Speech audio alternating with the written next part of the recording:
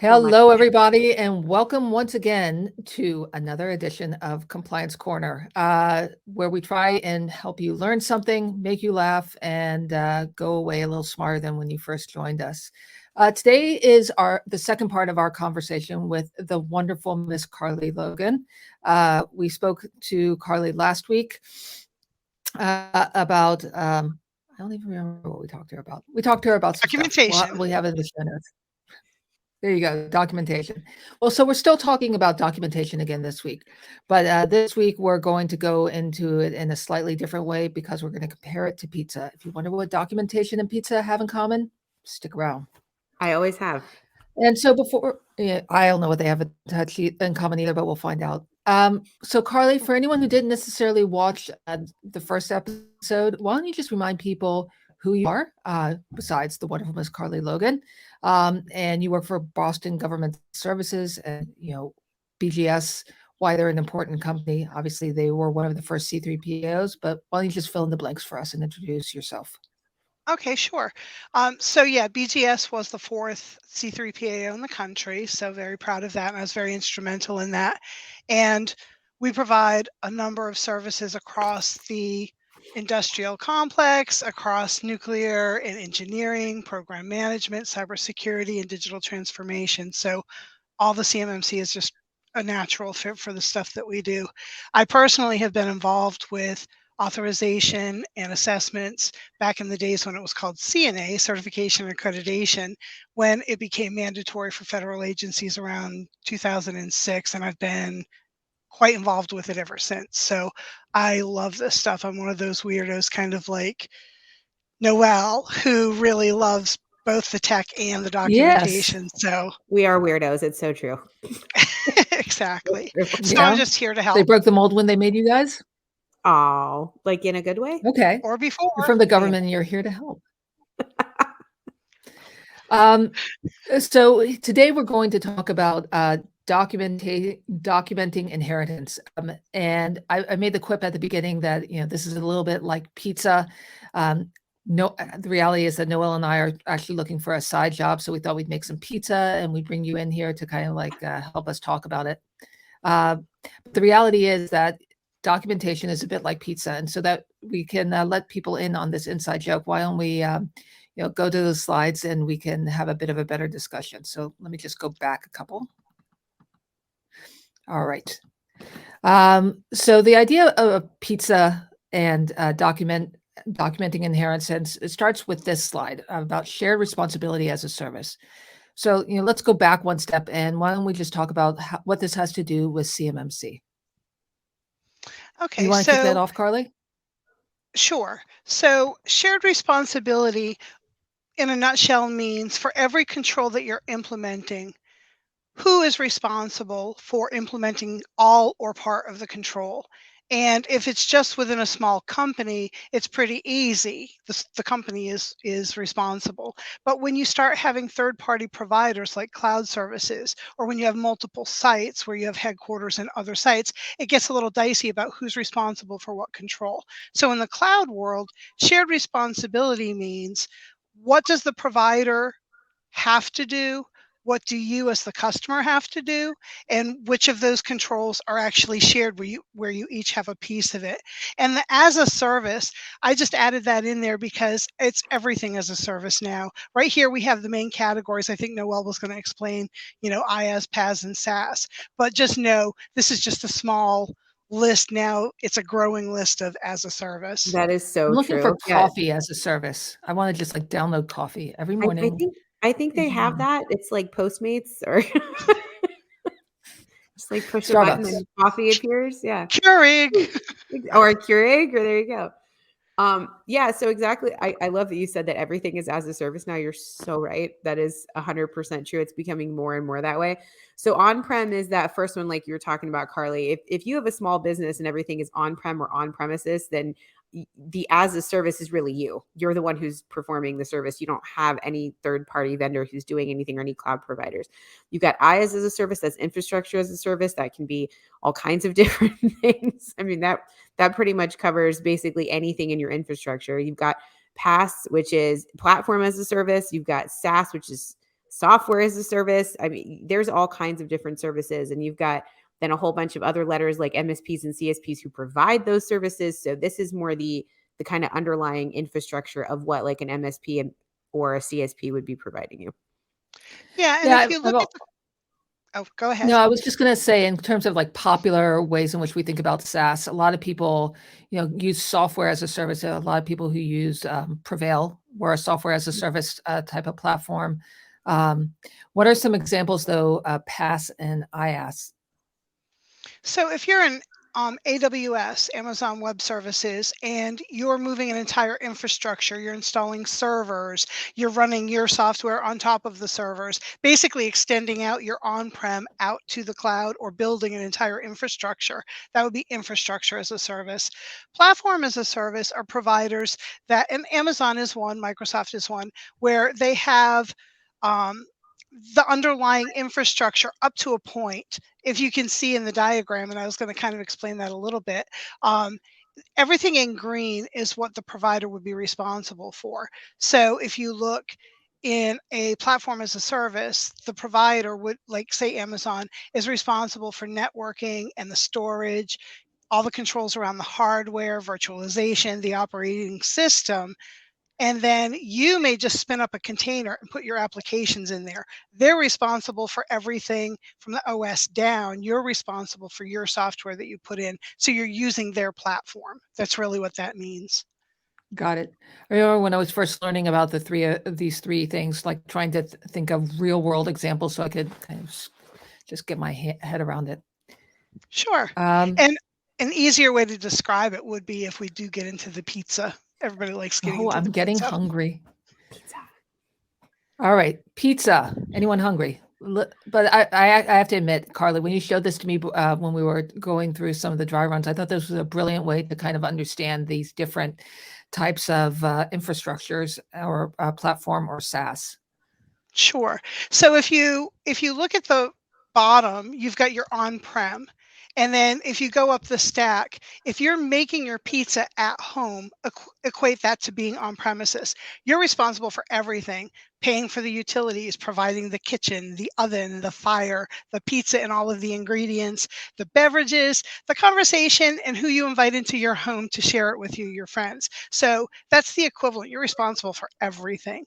If you look over and like, we'll go over to say Domino's delivery and the platform as a service. So it would be like Domino's is responsible for the utilities and the kitchen and the oven and the fire and the pizza and the ingredients. And all you as the consumer is responsible for is figuring out what drinks you want, providing those, and then the conversation and who you're going to let into your home. So access control is always going to be up to the customer, right? Who's going to have access to that pizza that you ordered. And then in software as a service, it's like going to the restaurant. It's all done for you. You just bring your friends, bring your conversation. They're taking care of all the rest, right? So that's like a great analogy for trying to understand the shared responsibility model. And the column on the far right, the access, identity, and data. Okay, so that's just getting us to understand what the correlation is. Got it. Yeah. Yep. It makes total sense. This is such a nice way of doing it. I think that so many people will get such an advantage out of this because like you both were saying, IaaS and PaaS and SaaS have been thrown around so much. And I think a lot of people who are especially just maybe starting out or relatively low on where they're at in their current, CMMC or NIST compliance, this is going to be so helpful. Just go, oh, okay, that's what that, all right. When people say these words, they mean something now instead of just a bunch of letters that people throw around all the time. Sure. Right. So the next time someone tells you I have Domino's delivery for my platform, you know what they mean. Now you know. Now you know. So this is gold, Carly. I'm so glad you showed this to us. Great. But speaking of food, there's also how this translation now into actually implementing and control implementation summary. What should we be taking away from this switch? Okay, so there's the concept of shared responsibility, but the customer has to understand which controls are they responsible for and which controls is the provider responsible for. So Right. if you get a FedRAMP service or a FedRAMP equivalent service, they will provide you some form of a control implementation summary. So in this case, this is like AWS, and it shows each of the practices, and then it shows whether you can inherit it completely from AWS, they're responsible, or whether it's partially, they might provide you a tool, or you each have some portion to do, or if it's up to the customer and the customer has to do it entirely. A good example, if you're talking about a cloud, is a control for USB, making sure whether USBs are authorized or not. You're in Right. the cloud, you're not dealing with USBs on a laptop, so that has to be the Right. customer only. Right. Great to know. And I think we have something similar at our end, right?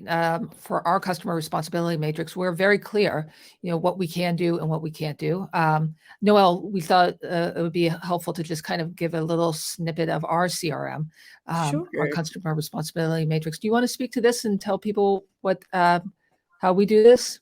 Yeah, definitely. So the customer responsibility matrix is part of a documentation package that we have at Noelle, Prevail. Hello? Can you not hear we can me? hear you. Oh, No, okay. you're Oh. you're good. Yeah, so the customer responsibility matrix is part of the documentation package we have at Prevail. And just like you said, Orly, it runs down the 110 NIST 800-171 and CMMC version 2 controls and state whether or not we do or do not support them. And then the ones that we don't support, it'll give you a little explanation of why we don't or how the customer could conceivably support it as an example. And also gives you, there are a couple, you can't see them here, but there are ones that are partial where it's sort of a combination of Prevail and also the customer working together to make that control satisfied. And this is, of course, always with the assumption with any sort of technology, I always have to say this, you are responsible for your policies and procedures. The technology cannot write them for you. You'd be amazed at how many Right. times I get the question of, if I turn Prevail on, then all these are done, right? No, you still have to do the No. documentation piece. We would But love it that's if an that were the important case, point. but yes. That's an important point because you'll get these snake oil salesmen who will tell you, all you have to do is buy our solution and you're golden. First of all, if someone says that, run as fast as you can in the other direction. That's number one. But number two is you should be expecting a CRM where they tell you very clearly what they do and what they don't do and who's responsible for what. Yep. And Right? to that point, if you're going with something that's already FedRAMP or FedRAMP equivalent and it has a body of evidence, of which I know of only one company who has passed that bar so far, Yeah. they will provide you the customer responsibility matrix. It's a little bit different than the control implementation summary in that the CIS is which control, the CRM is how. Yeah. How does the provider recommend that you do it, or how does the provider do it, which gives you a lot more information to work with, which is really great. But you don't have to do it just with FedRAMP. And so if you flip to the next slide, I'll show how you can kind of Absolutely. pull it all together. So this is not commonly done, but this is something that I do, and I highly recommend that people do. When we do RPO engagements, this is one of the things that I'll have our people build. You may have more than one cloud service. You may have more than one site. In this case, there's Prevail as a cloud provider, and then the OSC, the company has a headquarters, and then they also have a separate site away from the headquarters. And Can you so just tell people what you OSC stands for? organizations seeking compliance for CMMC. So the customer who wants to get certified. Yeah.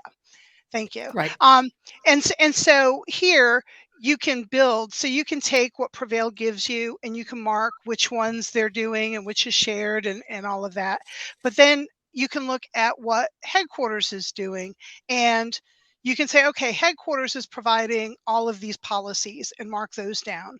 And there may be some things that are very site specific, like headquarters may have a policy that says you need a visitor log and you have to monitor the visitor log, but how that's done at a whole different site may be done completely differently, in which case it's unique, it's site specific. So you can see in this example I showed for Kentucky, maybe a control is inherited by headquarters, or maybe it's got the X because they're responsible themselves. So you can kind of build a very elaborate way, matrix for each cloud provider, headquarters, and each individual site.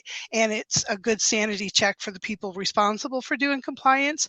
And it will really help your assessor try to make sense of what you're doing. And it will show them that you've really got your act together. Yeah, this makes a Right. lot So of you would sense. have to do this. Sorry, I was just going to wonder do you have to do this for every control, right? Say whether it's which of your cloud providers you're inheriting it from, or if it's something you're taking care of.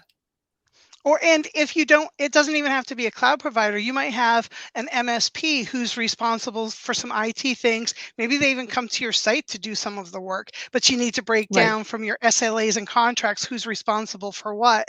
This lets them know that you're on top of it. And we have something that kind of works in sort of in tandem with this idea, because we have an internal responsibility matrix, which is essentially this is more detailed as specifically, Prevail is the one that does this, or Prevail with something. But the internal responsibility matrix that we have is a similar idea, where each control has, okay, is this inherited? Who is it inherited from? Is it, a cloud service provider? Is it, whoever? And then, okay, where is that policy located? Where is that procedure located? What is the title of that policy? What is the title of that procedure? Who's in charge of it? All that kind of stuff. And I think this is such a great idea to do in tandem with that. And just, for every control, I know exactly where it is, who's responsible for it, who's taking care of it, where that policy is, where that procedure is. Again, the idea of making this as easy as possible for an auditor, right? Which is not a small task, but I know that you've done it. So you're the expert here, definitely. Well, the way that you make it easy for the auditors, you make it easy for yourself. If you can look and you know Right. what you did and why you did it, then you can answer any audit question. That is such a good point. I love that you said that. It's so, because everybody focuses on making it easier for the auditor. I mean, I do too. I'm just as guilty of that, but you're right. If you make it easy for you, then it is going to be easy for any sort of assessor or auditor that you have. That's such a good point. I love that. Pure gold here on Prevail Compliance Corner once again. All right. And with that, I think we have said what we need to and cover this topic pretty thoroughly. And thank you, Carly. We can't thank you enough for coming on the show and giving your wisdom, explaining to us how pizza and infrastructure and platforms and software are all alike. They're first cousins. So thank you very much for coming on our show and explaining this to us and submitting yourself to our torture. You'll have a higher place heaven in the afterlife, I'm sure of it. Well, thanks for having me. It's been fun. Thanks, Carly. Thanks again. Bye. Bye. Bye.